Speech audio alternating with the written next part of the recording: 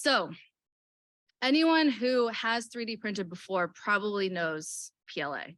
It is your most basic of basic materials. It is steady. It is low quality, which isn't that great, but it's cheap, it's fast, and you get things done. So if you're early stage prototyping and you're like, I'll pull out a design use case. If you're designing a water bottle and you want to nail down the shape of it first, we'd always suggest go with PLA. Don't go with anything more expensive because you're so early on that you're likely going to throw away this prototype or not use it within like hours. So PLA is where you want to start in your design and development process. You can use it for other types of use cases. So if you're doing like loosely fitting parts, this is still something you could prototype in. But if you're going to go to manufacturing, then you're not going to have the same tolerances. And if you try to give a PLA prototype and you design for PLA, you're going to need to get a lot more precise. So something that's tight fitting in a PLA prototype will probably be loose fitting for the actual injection molded plastic piece. So those are the types of things that you need to mind for. But again, for early stage and just for proof of concept, or if it's for, a student final and you're not going to manufacturing, PLA is great. You can even paint it, you can sand it, you can coat it, you can make it look like another material. We've done that before. There's a lot. The one thing is though, the way that it's printed, I like to say that it's basically a glorified hot glue gun. So you have material that comes in through the top, it gets melted and then re-extruded and follows a path. And so if you think about a hot glue gun, you're just, pressing the glue gun trigger and you're going in a path. That's basically what this is on a smaller scale, just a lot more accurate.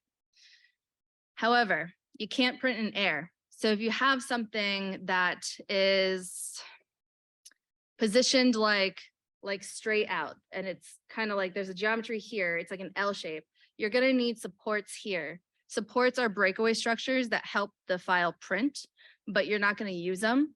But anything that the supports touch is going to have scarring. So that is also going to affect your accuracy and your dimensions and your tolerances, like literally everything.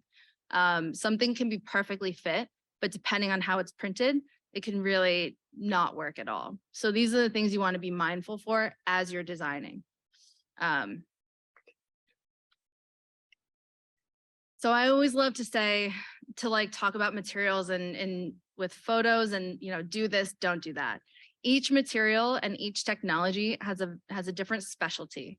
So with PLA, you don't want to go super, super, super intricate because like the dimensions are most likely going to be, they're not going to stay true to your CAD model. However, big, blocky, thick parts, walls not too thin, really basic geometries. You have some generative design on the upper right, but they're big chunky bits that prints perfectly in PLA. And the best part is the larger you go with 3D printing and how it works with pricing is the more the bigger your part is, the more volume it is, the more material you're using. So that's how service bureaus like Makelab, that's how we charge. So when you're doing something big and chunky, it's in your best interest to go with PLA because it's just going to be the most cost effective.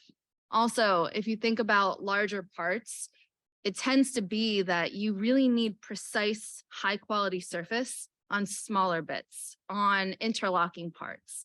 But for the big parts, most likely, unless it's a mold positive, something that you're going to use to build a mold around, unless it's for that use case, chances are you're not going to need that really high quality surface finish. And so if you see on some of them, can see some lines along the surface, that's a natural occurrence for this material because of the way it's being built. And so these are really great for proof of concept models. We have some customers that are building Etsy stores and they're making actual products. We see a lot of planters come through. We see a lot of parts that, we don't know what it's for, but we can tell it's early stage. And usually what we see with customers, they graduate from this material onto other materials as they're dwindling down in their designs. So it costs them less. You don't want to print in the top left, you don't want to print 50 of those only to in the more expensive material, only to realize that you made a mistake on a dimension and you have to do it all over again. That's a lot of money. So we always suggest PLA if we can really recognize that it's an early stage prototype. You don't want to do anything that looks like this. This is a disaster. The pictures that you see here are actually printed in other materials, but these are samples of the types of files and parts that you don't want to print in PLA. It just would not work. The bottom left is an architecture piece for an architecture firm in the city. It's basically just lines. If you think about all the supports that would be generated in between all of those lines and the strength of the material, as you're pulling away supports, it's actually going to rip apart your whole model. So when we see things like this, we put them on hold and we tell you, hey, this isn't going to work. Or if you want to try, we'll honor it, but we can't remove supports. And so removing supports off of something like the bottom right would probably take hours and maybe some tears. Anything enclosed like the top right, you also don't want because you have trap supports again. So if you think about how that would be built, there would be supports generated all on the inside because that upper arc needs to be supported. It can't print in the air, but you would have no way of getting it out because of how small the holes are on that geometry. The upper left was actually printed in PLA. We did not recommend it. We told them, hey, listen, like this is not a good idea. I think these were D&D like parts for the game.